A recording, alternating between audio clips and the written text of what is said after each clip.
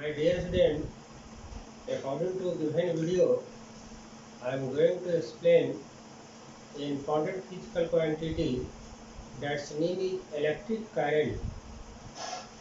ध्यान रखिएगा, electric current एक फिजिकल क्वांटिटी है जिसका सिंबल कैपिटल आई होता है। अब इलेक्ट्रिक करंट है क्या? तो इलेक्ट्रिक करंट का मतलब होता है flow of charge. Flow of charge का मतलब हुआ चार्ज का बहाव। तो किसी भी वायर से या किसी भी कंडक्टर से अगर चार्ज का फ्लो होता है, then such types of flow of charge is known as electric current. तो इलेक्ट्रिक करंट का मतलब फ्लो ऑफ चार्ज। अब है कि इलेक्ट्रिक करंट का अगर वैल्यू निकालना है, अगर आई का मैग्नीट्यूड निकालना है, तो उसके लिए हम लोग को फाइंड आउट करना होगा the rate of flow of charge. है कि the rate of flow of charge का मतलब हुआ total amount of charge flow in unit time. है कि यदि किसी कंडक्टर से किसी पीस ऑफ वायर से टी टाइम तक चार्ज का फ्लो हुआ और इस टी टाइम में जितना कूलम चार्ज का फ्लो हुआ उसको अगर क्यू मान लिया जाए, तो क्यू बाई टी जो होगा वह the rate of flow of charge का वैल्यू देगा। तो here Q represent total amount of charge flow and T represent time, इतना चार्ज का फ्लो होने में जो टाइम लगा। और क्यू बाई टी जो है इसको the rate of flow of charge कहा जाता है, और the rate of flow of charge जो है वह इलेक्ट्रिक करंट का वैल्यू को देता है। एक बड़ा इंपॉर्टेंट इक्वेशन निकल रहा है यहाँ पर, I equal to Q by T. तो आई जो है इलेक्ट्रिक करंट के लिए, क्यू जो है चार्ज के लिए, और टी जो है टाइम के लिए। अब यही इक्वेशन जो है वह इलेक्ट्रिक करंट का एसआई यूनिट देता है। In SI system unit of charge is coulomb and unit of time is second. Coulomb का सिंबल सी, सेकेंड का symbol S. So unit of electric current is coulomb per second, और coulomb per second को ampere नाम दिया गया है, और ampere को कैपिटल ए से रिप्रेजेंट किया। अब थोड़ा सा 1 एम्पियर इलेक्ट्रिक करंट के बारे में थोड़ा सा देख लें हम लोग।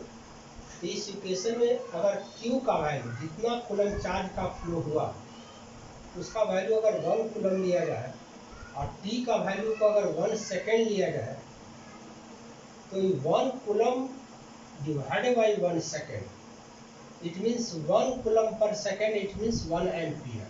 So 1 ampere electric current that's equal to 1 coulomb charge divided by 1 second time. तो कहने का मतलब अर्थ ये हुआ कि 1 coulomb charge flow through a conductor in each second. अगर किसी वायर से 1 coulomb charge का फ्लो एवरी सेकेंड होता है, तो वैसी स्थिति में इलेक्ट्रिक करंट का जो वैल्यू होगा वह 1 एम्पियर होगा।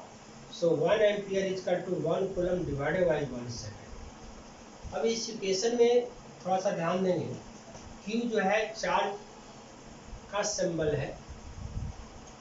अब है कि फ्लो ऑफ चार्ज का अर्थ क्या हुआ? तो द फ्लो ऑफ चार्ज का मीनिंग हुआ the flow of free electron. किसी कंडक्टर से चार्ज का फ्लो का अर्थ हुआ the flow of free electron. अब है कि इस कंडक्टर से जितना इलेक्ट्रॉन, जितना फ्री इलेक्ट्रॉन का फ्लो हुआ, उसके नंबर को अगर स्मॉल एन से रिप्रेजेंट किया जाए, तो Q का जो वैल्यू मिलेगा वह n मल्टीप्लाई E के बराबर होगा, जहाँ E जो है मिनिमम अमाउंट ऑफ चार्ज, जिसका वैल्यू होता है 1.6 into 10 to the power -19 coulomb. तो इस तरह से अगर इस इक्वेशन में Q का वैल्यू n मल्टीप्लाई E दिया जाए, तो I का वैल्यू निकालने के लिए हम लोग को इक्वेशन मिलता है n multiply E divided by T, यहाँ Q बराबर NE।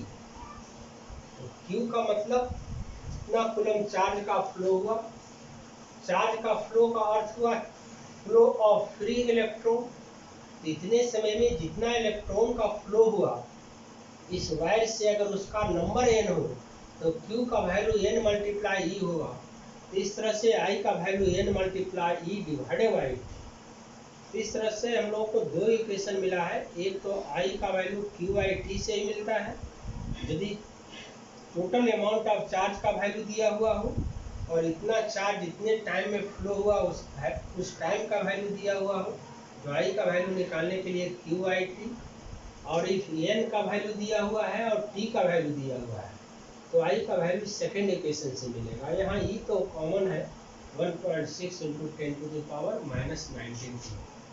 That's all. वीडियो